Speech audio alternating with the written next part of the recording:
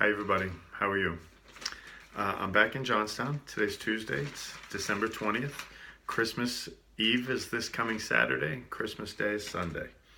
Um, as you know, I've been very vocal this past year about being the victim of sex abuse by a priest when I was a small child.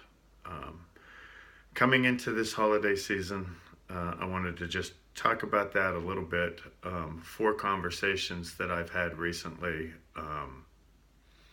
have stuck with me, and I want to share those with you because, I was raised Catholic, although I'm not a practicing Catholic, and I haven't been for quite some time, and I've been very, very vocal about struggling with my faith. I can honestly say that this particular holiday season, since I've been so vocal, and since I fought so hard for new legislation, I have thought about religion and God more this holiday season than I ever have in my life. I'm back in town.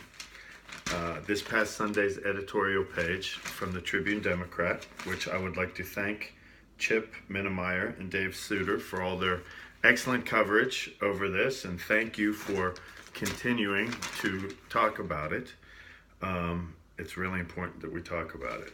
So the editorial page gave me a perfect segue into what I feel like. It's kind of weird. In Christmas week, you have a letter to the editor, political correctness versus traditional Christianity.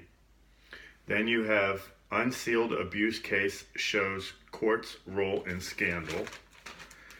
Then in the pondering the best and the biggest stories of 2016, take your pick from Dave Suter's coverage of the priest abuse issue, Christmas week. Then you have a cartoon with a little boy, survival from Aleppo, sitting on Santa's lap, saying all he wants to do is live. The look of despair and hopelessness in a battle-weary child's face is exactly what it feels like to be a victim of sex abuse during Christmas week and during Easter week. Those 2 weeks in particular.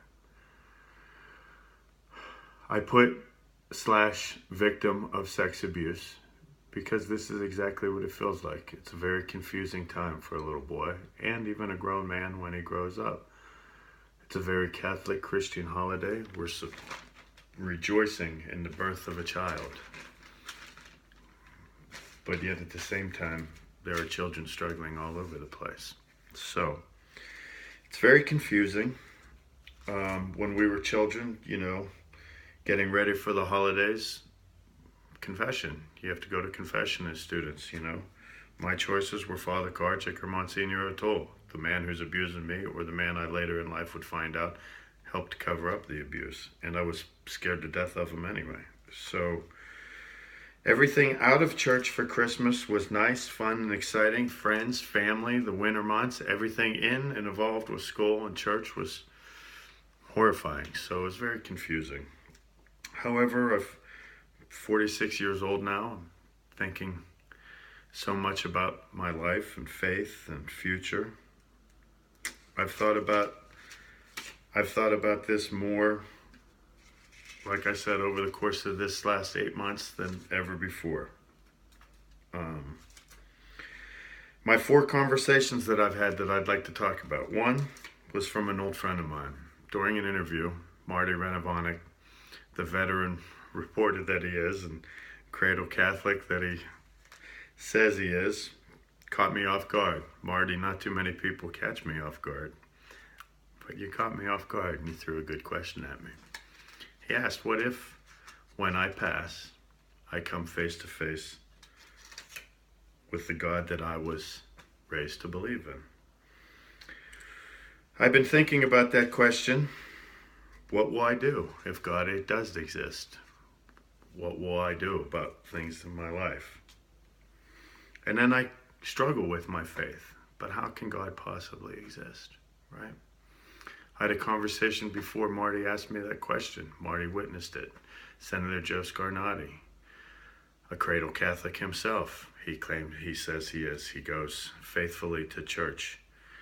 He won't meet with any of the victims. He came out told me he was praying for me. 2 days left in the legislative session. He's the one man that could have taken that bill to the floor. The person who sits and listens to the Bible read to him every Sunday. And he wouldn't do that because he's under extreme pressure from lobby groups being paid by the church representatives and the insurance companies. So I struggle with my faith. How can there be a God? This man sits week in and week out, listens to the Bible, tell him, take care of this, but he doesn't.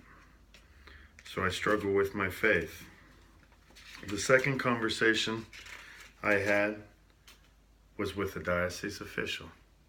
I actually have recently spoken with a diocese official of the Altoona Johnstown Diocese.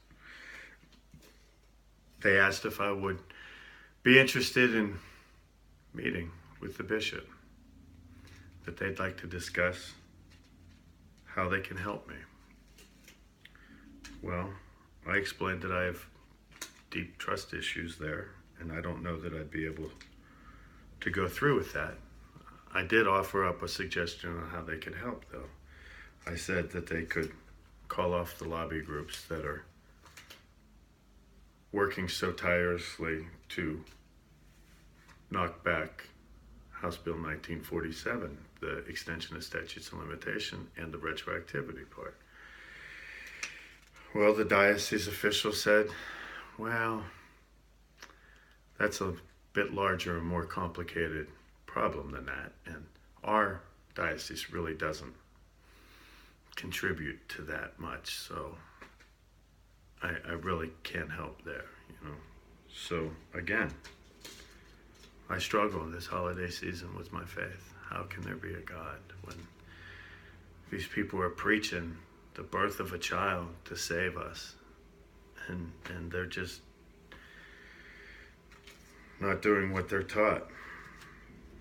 Then an old friend, someone who I've known all my life, said, Sean, it's only 2% of the priests. This is a devout Catholic who's struggling with this. This is only 2% of the priests. But I'll voice my concern to the diocese. But in return, I would like you to do something nice for the church. Again, I'm very confused by that. I don't even know how to answer that. I'm still shocked by that, but I'll let you think whatever you think there. But it makes me struggle with my faith. This is a person who goes to church every Sunday, who listens to the Bible and thinks I'm attacking the church. But I always keep coming back to Marty, the first conversation. What if? What if God does exist? Well, I've thought long and hard about it. And in the season of joy and forgiveness, I am going to do something nice for the church. Do something nice for the church.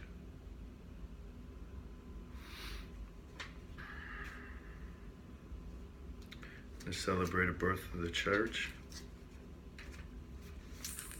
And I'm going to forgive the church.